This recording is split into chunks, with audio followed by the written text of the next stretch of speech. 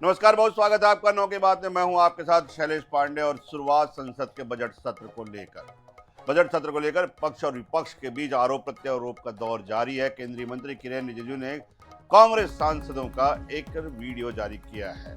उन्होंने आरोप लगाया कि सत्र में टकराव के दौरान कांग्रेस के 20 से 25 सांसद लोकसभा स्पीकर ओम बिरला के चैम्बर में घुस गए थे, उन्हें गालियां दी, साथ ही प्रधानमंत्री नरेंद्र मोदी को धमकाया।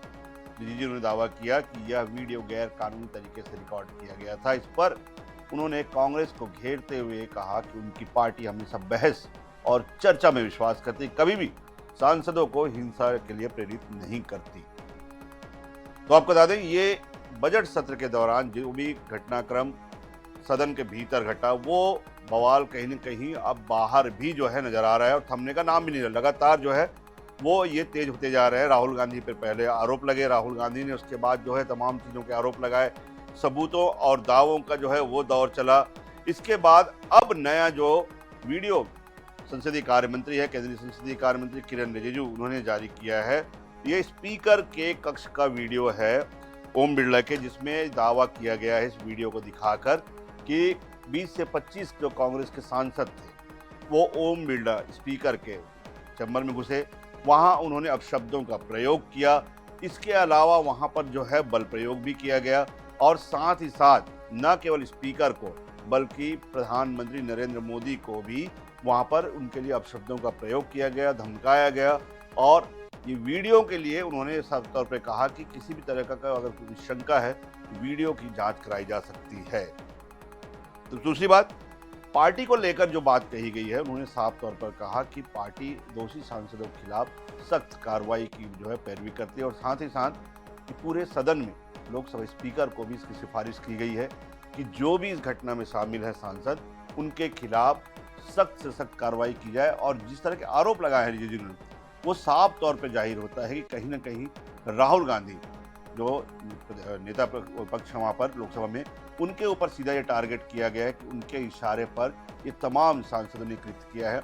इसलिए कार्रवाई का जो उन्होंने जो केंद्र बिंदु बनाया है वो राहुल गांधी सीएलपी को बनाया है। सबसे बड़ी बात यह है, ये वीडियो तब आया है जब 2 दिन से राहुल गांधी सीधे सीधे निशाने पर हैं संसद में, अपने आरोपों को लेकर, अपने दावों को लेकर और अपने शब्दों को लेकर। जिस तरह से उन्होंने कहा था कि क्या देश को बेचते हुए शर्म नहीं आती, इसको लेकर भी जो है वो कहीं न कहीं निशाने पर है। वीडियो आपको पहले दिखाते हैं, उसमें क्या दिखाया गया है।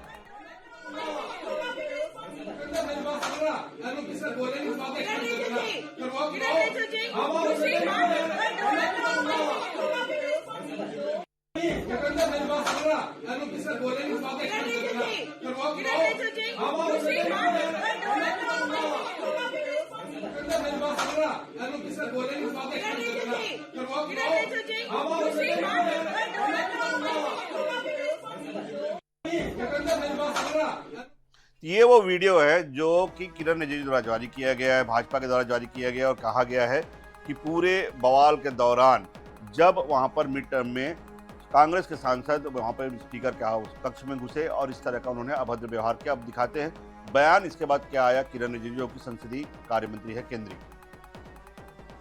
20-25 कांग्रेस एमपी स्पीकर के चैम्बर में जबरदस्त घुस गए, तो मैं भी दौड़ के गए कि भाई स्पीकर साहब के साथ क्या बदसलूकी किया जा रहा है। तो वहाँ इतना गाली गलौज किया गया। प्रियंका जी और वेणुगोपाल जी भी वही थे, उन्हीं के सामने में गाली किया है। वेणुगोपाल जी और प्रियंका गांधी जी ने गाली नहीं दिया, उनके मौजूदगी में कांग्रेस एमपी लोग ने बहुत गाली दिया और कहा कि प्रधानमंत्री, देश का प्रधानमंत्री का हम लोग क्या करता है आप लोग देखो, प्रधानमंत्री जब आएंगे सदन में उसके साथ क्या करता है आप लोग देख लो, ऐसे दिया है। बीजेपी और एनडीए का एमपीज को हम भी अगर खुला छूट दे देंगे तो वहाँ महाभारत नहीं हो जाते, तो कितना खराब लगता है कि नहीं। तो हम लोग तो ये सब नहीं चाहते ना।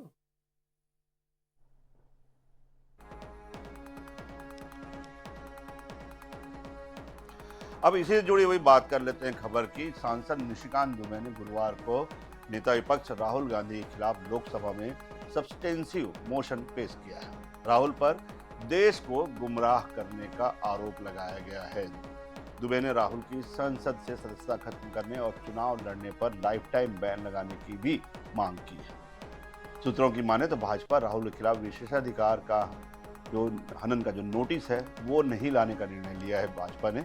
हालांकि भाजपा राहुल के भाषण को आपत्तिजनक जो हिस्से हैं उसे हटाने को लेकर अब भी अड़ी हुई है और बीजेपी के व्हिप संजय जायसवाल ने राहुल के बजट चर्चा के दौरान कहे गए कुछ अंशों को रिकॉर्ड से हटाने का औपचारिक नोटिस भी दिया है। इससे पहले संसदीय कार्य मंत्री किरेन रिजिजू ने एक्स पर एक वीडियो पोस्ट किया जिसमें 4 फरवरी को लोकसभा स्पीकर के चैम्बर में हंगामे का जिक्र है। उन्होंने दावा किया कि विपक्षी सांसदों ने प्रियंका गांधी की मौजूदगी में गालियां दी। हालांकि प्रियंका ने कहा कि गालियां देने वाली बात झूठी है, किसी को नहीं उकसाया गया, चुपचाप थी, आखिर में केवल शांति से अपनी बात रखी गई थी। तो ये तमाम जो बवाल है ये सदन के भीतर बजट सत्र में चर्चा के दौरान जो है वो आए गए हैं।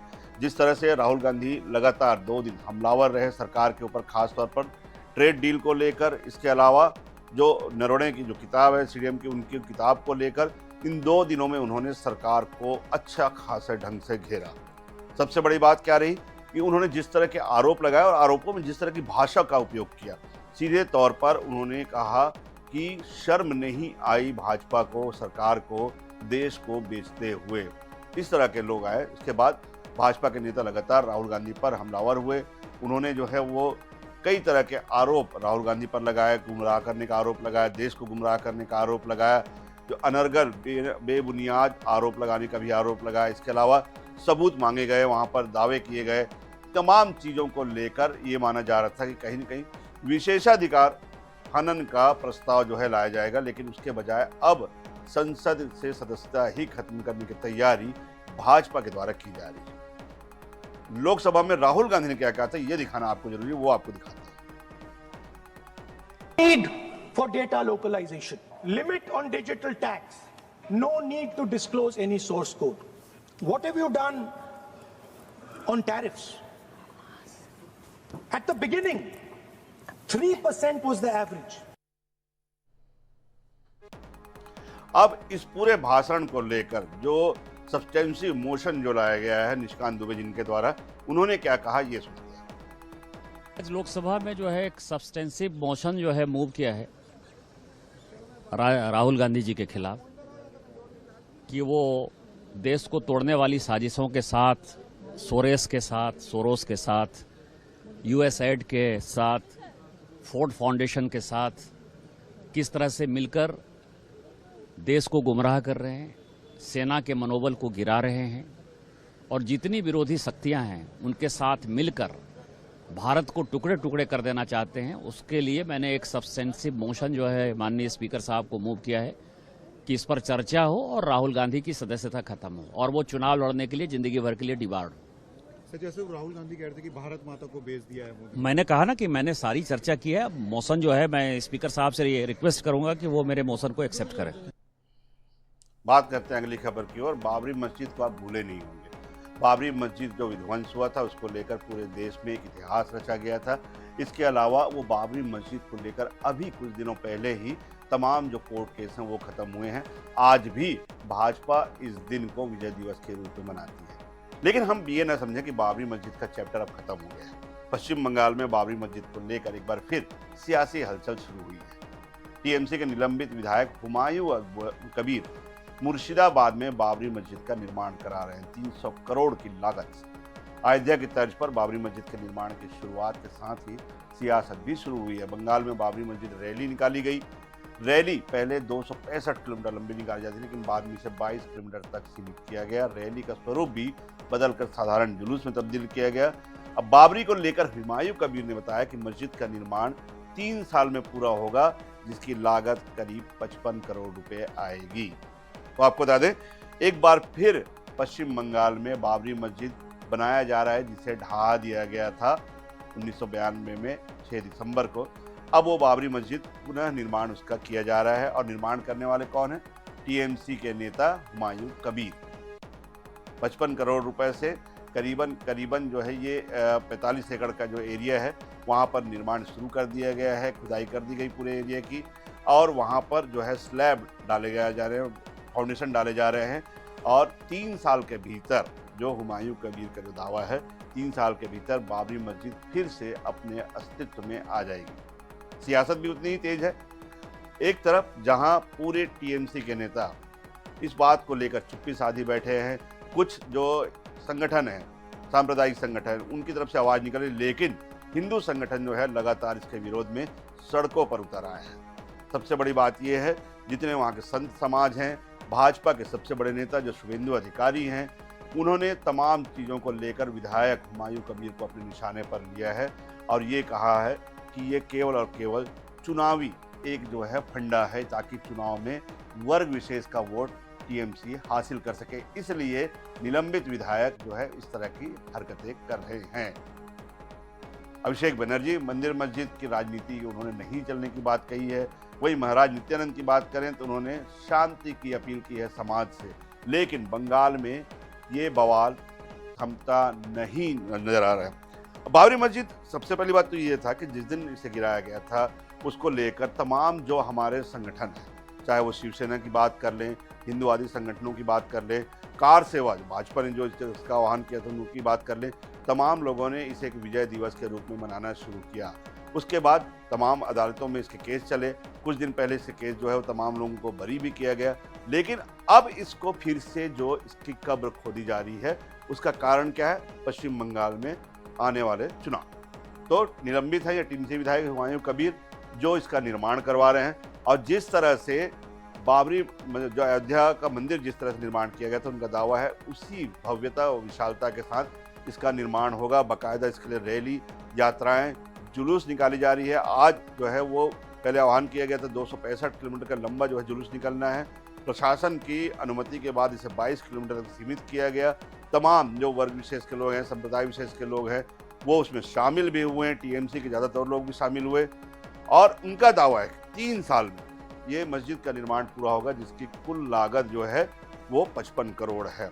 मुख्य द्वार की ऊंचाई देख लीजिए आप, 14 मीटर और चौड़ाई 5 मीटर की होगी। मस्जिद के द्वार पर ही 5 करोड़ रुपए के आसपास खर्च किए जाएंगे। 3 साल में ये मस्जिद अपने अस्तित्व में आ जाएगी।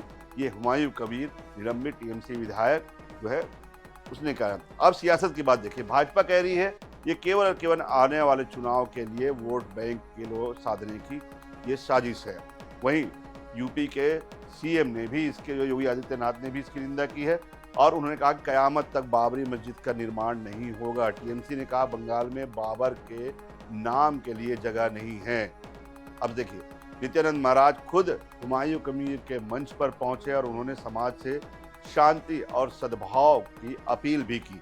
हालांकि इस अपील का कोई खास असर पड़ता नजर नहीं आ रहा है, क्योंकि टीएमसी विधायक और उनके साथ में जुड़े हुए सैकड़ों जो लोग हैं वो इस बात को लेकर अपने आप को कृत संकल्पित बता रहे हैं कि आने वाले 3 साल में बाबरी मस्जिद जो है वहाँ पर निर्माण उसका जो है स्वरूप तैयार हो जाएगा, अपने अस्तित्व में आ जाएगा और लोग वहाँ पर जो है नमाज अदा कर सकेंगे। ये उनका दावा है। सभी वर्गों से उन्होंने अपील की है कि बाबरी मस्जिद के निर्माण में अपना सहयोग दें, लेकिन चाहे केवल बंगाल की भाजपा नहीं, केवल बंगाल भाजपा ही नहीं, पूरे देश, योगी आदित्यनाथ के साथ साथ पूरे देश में भाजपा के नेता इसे जो है वो सियासत के मंच पर ले आए हैं। बात करते हैं एक और बड़ी खबर की। भारतीय वायुसेना और नौसेना की ताकत में इजाफा करने के लिए रक्षा अधिग्रहण परिषद यानी डीएसी ने 114 राफेल लड़ाकू विमान और 6 P-81 समुद्री गश्ती विमानों की खरीद के लिए मंजूरी दे दी। गुरुवार को रक्षा मंत्री राजनाथ सिंह की अध्यक्षता में हुई बैठक में फैसला लिया गया। इस डील की कीमत करीब 3.25 लाख करोड़ बताई जा रही है और प्रस्ताव अंतिम मंजूरी के लिए कैबिनेट कमेटी ऑन सिक्योरिटी यानी CCS के पास भेजा जाएगा। वहीं फ्रांस के राष्ट्रपति एमैनुएल मैक्रों के 3 दिवसीय भारत दौरे पर सौदे को अंतिम रूप दिया जा सकता है।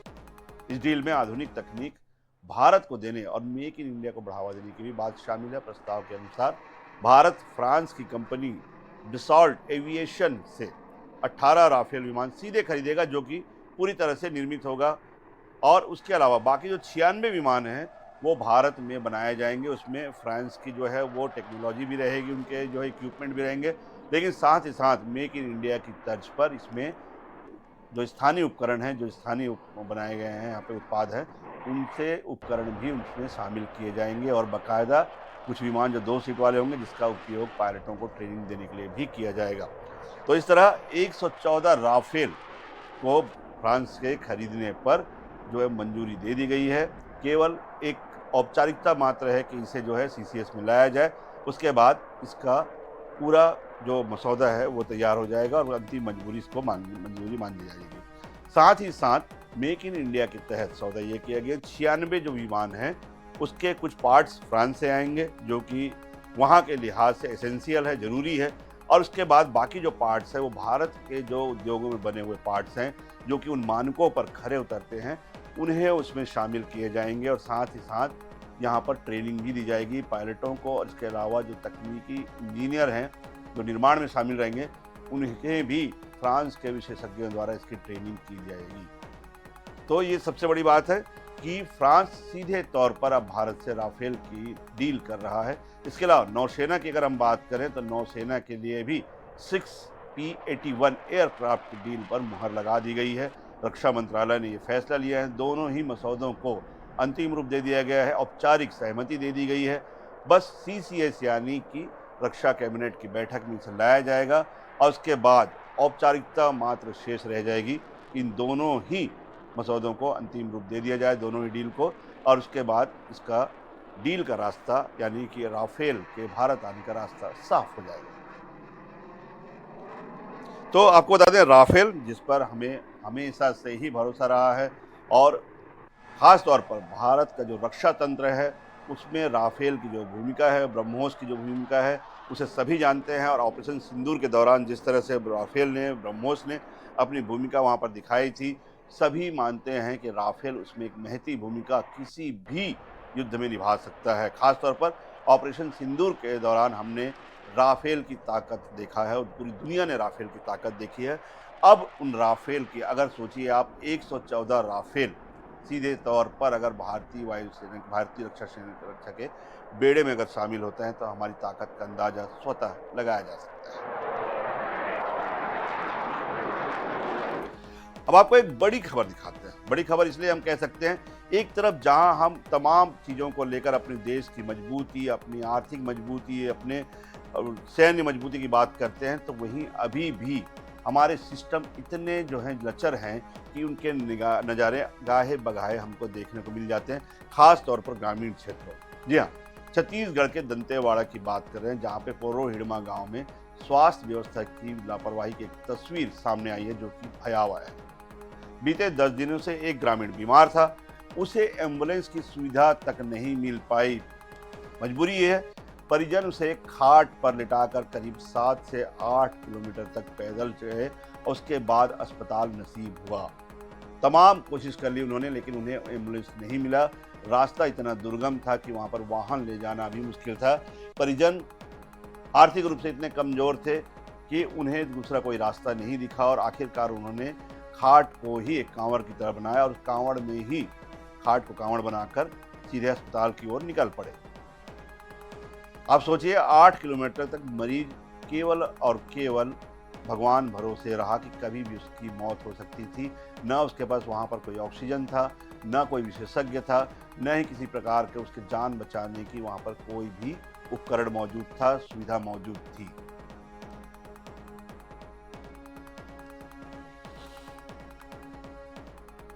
तो आज की खबरों में फिलहाल इतना ही, लेकिन आप कहीं जाइए मत, बने रहिए INS 24x7 के साथ देश प्रदेश की तमाम खबरों और न्यूज़ अपडेट के लिए।